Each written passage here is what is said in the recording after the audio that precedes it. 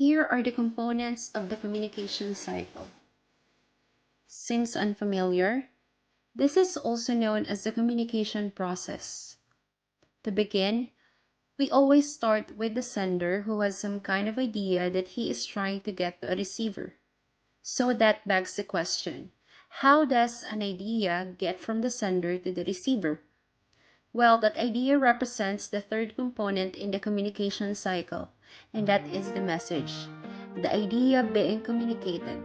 And for our sender here, well, he has a very specific idea in mind. He is in love, and he can't wait to communicate it. So now we arrive at our fourth component, which is the encoding phase. To encode is simply to package the message, and you really only have three different options. They are either verbal, nonverbal, or both. Our sender has decided that a love letter would be the best way to encode his message. This brings us to our fifth component, and that is the channel, which is simply defined as how the receiver takes in the message.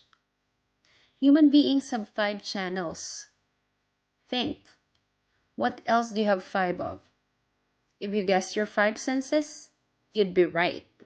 Hearing and seeing and feeling are the primary ways in which human beings take in information.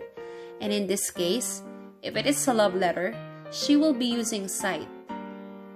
Having taken in this message, she now needs to make sense of it. And another word for that is our next component, and that is to decode it.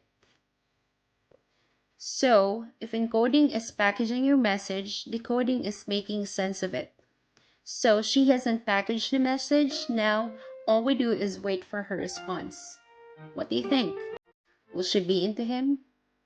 Okay, it looks like she is. And that response that she's giving right there, that's our next component. And that is the feedback loop. Any response the receiver gives to the sender. So there you have it, one effective cycle of communication. But wait, we are forgetting our final element, and that is noise, which is simply defined as anything complicating a message being sent or received. So if our sender has a bad handwriting, our receiver can no longer decode his message. This of course alters her response and therein changes the feedback. So, in the end, it seems miscommunication is just as much a part of this cycle.